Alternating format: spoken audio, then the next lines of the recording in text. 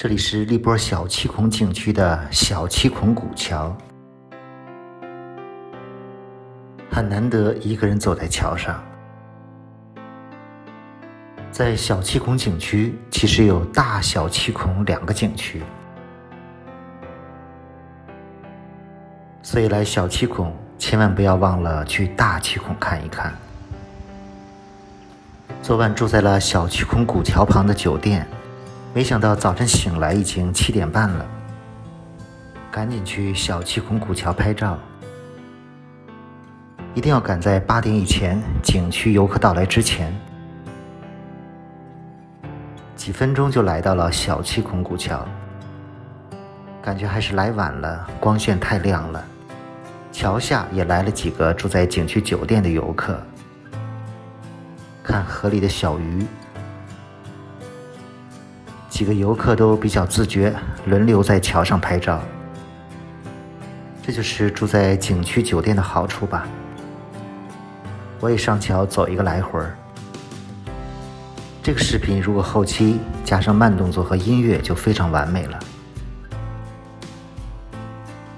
这是一座小巧玲珑的7孔古石桥，桥长25米，宽4米。这个桥建于1836年，桥上爬满了绿色植物。如果早点来有雾气会更漂亮，感觉还是昨天晚上拍的比较有意境。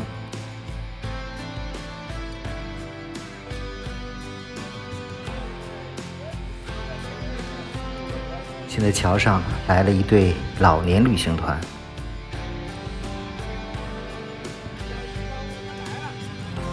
趁早晨游客不多，周围转一转。远处是拉雅瀑布，桥下叫寒碧潭，旁边有个铜鼓桥。桥上走一走，看看两边的风景。现在回酒店吃早餐。原来这个养心谷酒店是氧气的氧，离小七孔古桥就100-200米，确实很方便，尤其适合早晨去古桥拍照。早餐清粥小菜，吃过早饭，现在去大七孔景区。这个酒店其实面积不小，酒店环境非常好，比较适合休闲度假，很多都是这种独栋小木屋。今天的天气非常好，前面去坐景区的交通车。大七孔景区就在景区东门的第1站，虽然叫大七孔景区，实际上现在也就是小七孔景区里的一个景区。大七孔的特点是有一段可以坐船游览，船票单程20元，还比较划算。看着水多绿，坐船的距离大概也就1公里多，沿途风光非常美，所以可以单程坐船，回来可以徒步回来。这里的水真的是太绿了。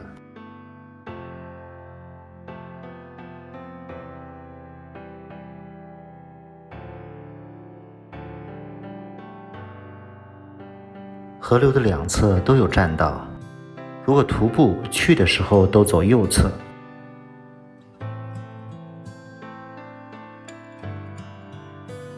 大七孔的景点以原始森林、奇峰溶洞、峡谷伏流为主要景观。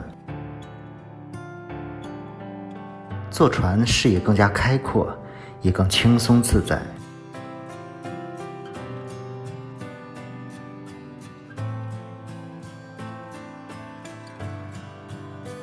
可以看到两边的山上都有溶洞。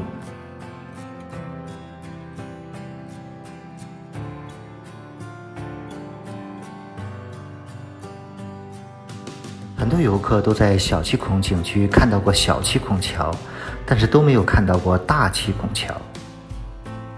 因为大七孔桥年久失修，还需要走过去，所以很多人都懒得过去了。看看这两岸的峭壁，这绿色像油画一样。绝壁上有很多钟乳溶洞，大约10分钟到了前面的码头。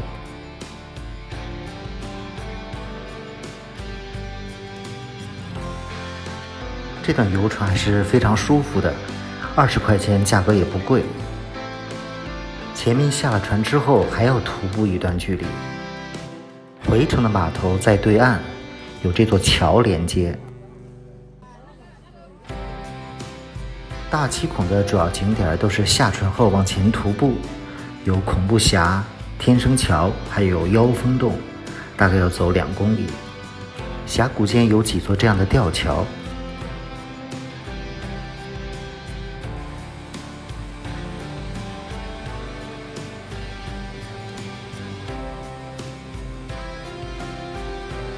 抬头看看这个大七孔的峡谷，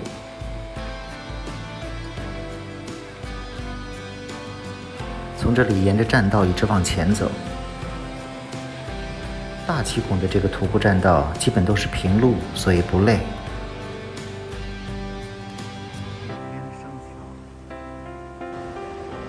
远远的已经可以看到前面的天生桥了。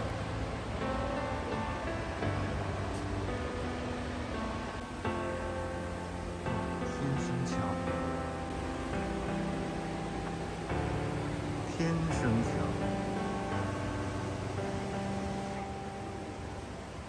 远远望去就是山中很高的一个大洞。天生桥，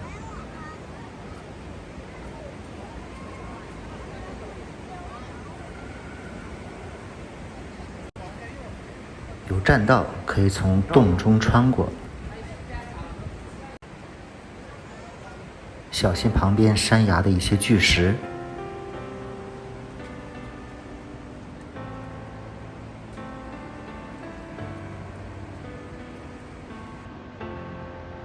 这个洞非常高，据说是60多米，但看上去有100米高。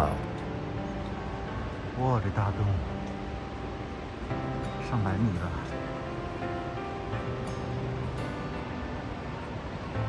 这个洞人称东方凯旋门，洞的宽度大概有20多米。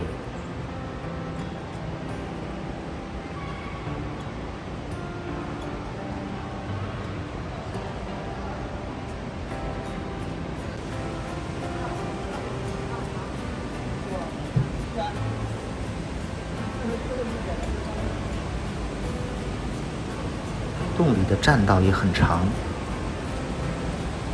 这是一个贯通的大洞，前面还拐了个弯儿。在这里遇到了2个粉丝，被认出来了。抬头看看这个天生桥大洞，天生桥顶端的厚度大概是10多米。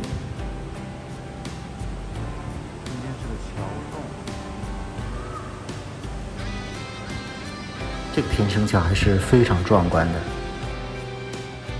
桥下也有瀑布潭水。往前继续走，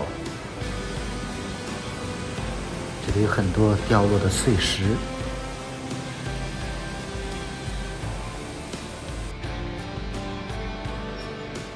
过了天生桥，往前走就是妖风洞。妖风洞，这段路还要走几百米。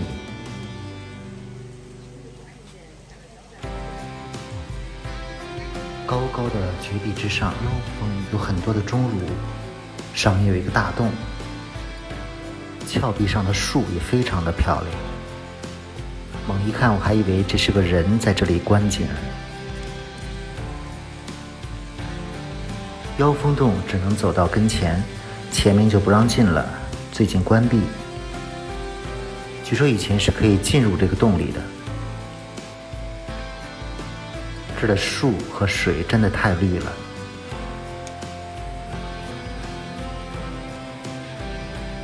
边有个人造桥，以前这里都应该是通的。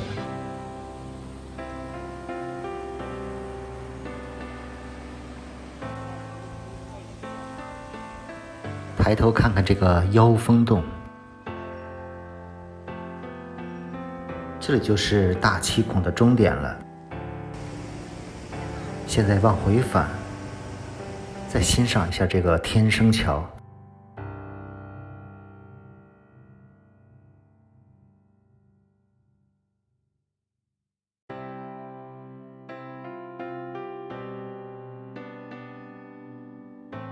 多漂亮的天生桥！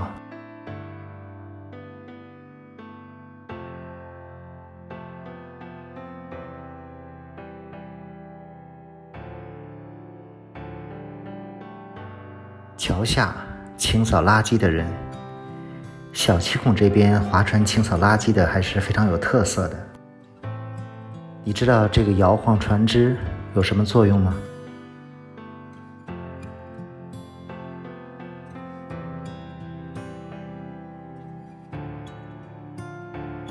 我前年来小七孔玩的时候，这个大七孔就因为下雨关闭了，所以到大七孔游览也是要凭点运气的。而且今天又遇到了这么好的天气，景色非常的美。到这个吊桥上走一走，前面就是游船的码头，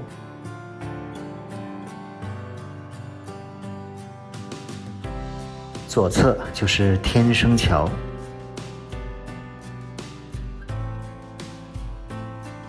远处看到的这个吊桥和天生桥，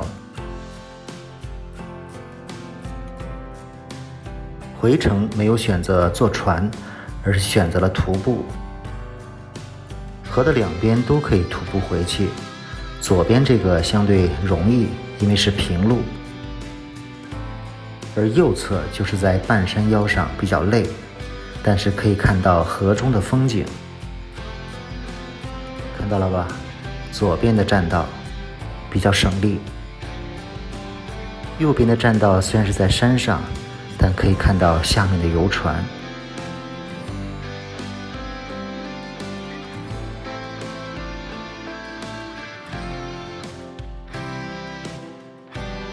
人在船上，船也成了风景。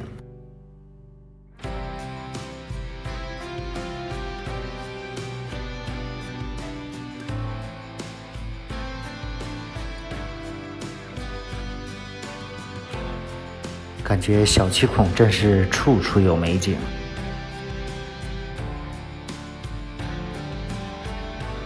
看，这右边的栈道就是在半山腰上，可以看到下面的游船，坐船就好像是人在画中游。前面就到码头了，如果走右侧这个栈道，需要再多走几百米，走到景区的交通车站，再坐车回到东门。可以说这2天的小七孔行程非常的完美，赶上了5一假期免费，又赶上了这么好的天气。